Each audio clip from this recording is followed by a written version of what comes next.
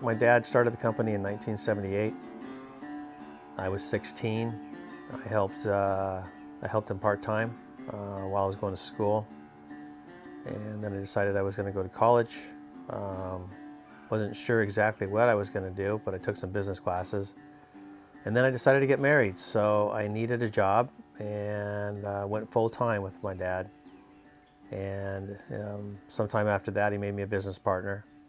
My dad originally started the company in California as Don's Hydropower, and that quickly changed. I believe it was my mom that came up with the idea of changing the name to the Carpet Beaters. She had antiques, and one of her antiques was a old-fashioned rug beater, and so that's where that name came from. We have clients that have used us for decades. I had one client just recently. I think she's one of our oldest existing clients. I think we worked for over 40 years. We have clients that trust us in their home. They're comfortable. They know we're honest. But we do great work as well.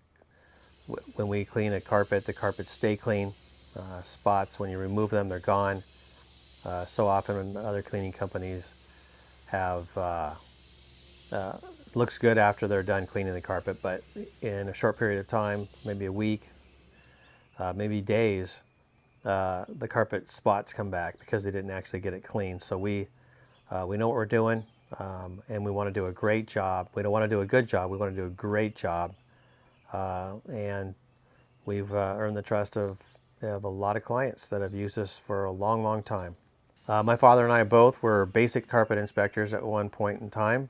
Home Depot was a company that their representatives would reach out to us and ask us to do inspections on their behalf, and we would write reports, and wrote numerous reports on that, help them decide if it was a fault of the carpet or if it was something that the homeowner was doing, and so we helped with that quite a bit.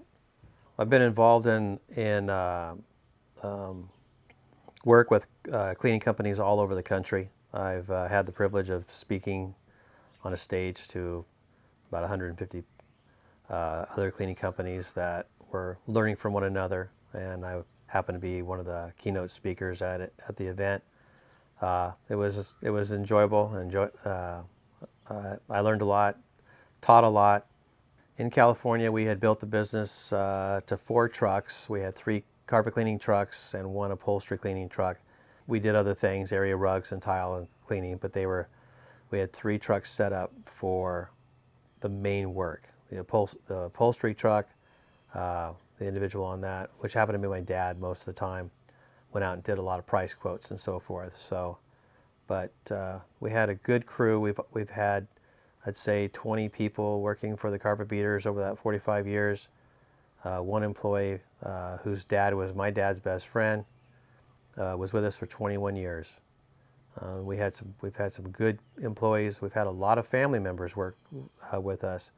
So it's been a family business all along. I remember one job that my dad was on, and Jacob, my son, came to help us on it. I brought him to work that day. And my dad and I were upstairs cleaning the carpet, and all of a sudden we didn't know where Jacob was.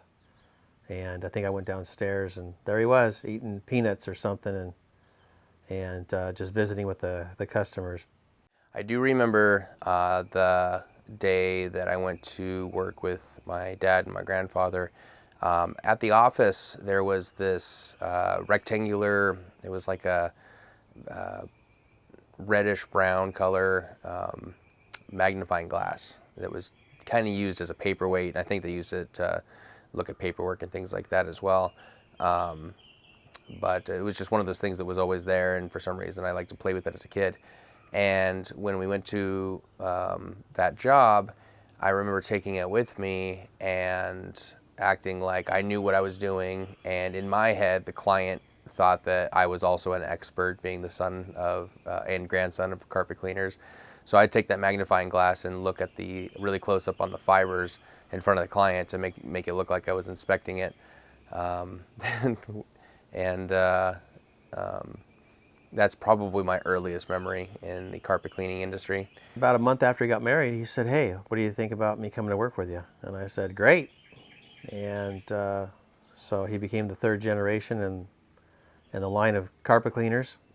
We work together every day, and for some reason he enjoys being with me, and it's been a real pleasure. It's been nice to have your son. Worked with my dad, worked with my son. I mean, who can boast that? So one of the things that became apparent to me fairly quickly, that I had kind of the misconception that I'm sure a lot of people have, that there's a lot more to carpet cleaning than just the basic move the steam cleaning wand back and forth on the carpet and calling it a day. One of the things that I found fascinating almost right away when I was sort of taking the certification classes is the chemistry side of carpet cleaning and how much there is involved with cleaning, not just kind of a standard way of getting spots out, but it really depends on the type of spot and understanding the chemistry makeup of that spot and kind of knowing essentially what's in the opposite side of the scale in order to remove that spot, understanding what things could go wrong when somebody that doesn't know what they're doing is cleaning carpet and they cause a problem. So obviously to avoid that, and then if we were to come in because that problem was there, how to fix that problem. So Jacob came up with the idea, hey, what do you think about us becoming instructors in the International Institute of Cleaning and Restoration certification? So I said, all right, let's do it. I had taken a lot of certifications over the years. Again, I was a basic carpet inspector, carpet cleaning courses, upholstery, the whole bit. But I let those certifications lapse, and when Jacob came aboard, he wanted to get those certifications, so we did them together. The one class that we took separately was water damage restoration, but the rest we took together and went down the process of becoming master cleaners, which you have to do before you can become an instructor. So over time, California just started to get worse, if you will. There are certain aspects that were tolerable, but when I started having kids, it became worrisome. And for my dad, he was a grandfather, and he was worried about his grandkids. So we started considering the idea of leaving. So we decided in 2022 that we were going to leave California and look for another state to move to. So in September of 2022, Jacob and I, after having looked at the possibility of going to Texas or Florida, Virginia, a number of different states that we were considering, we ended up going to North Carolina. So we came and visited North Carolina, my dad and I, to see if we could make our business work here. And it just felt like there was one thing after another. That just seemed like these big neon signs from God saying, move here, move here. And it was difficult to ignore. But one of the biggest things was probably just how friendly everybody was. Not something you get in California or a lot of the other places we had visited. And one of the other things is my dad and I, we continued to get different certifications. And not 2 weeks before that trip, we had gotten one on a carpet repair class that was based, it was an online class, but the class was based in Atlanta. And the gentleman who was involved with teaching that class and running that school happened to be in Raleigh at the supplier that we now go to teaching a class there. And the only reason we ran into him is because we walked in when the class was taking its lunch break, and he had stepped out of the doorway and just happened to be one of the people we were speaking to. And then during the conversation, we realized that we had met previously, to which he said, well, that's very fortuitous. And that's just one of those signs. It's like, how does that happen? Somebody that doesn't even live in this state who wouldn't have been there if we had showed up 10 minutes before, 10 minutes after.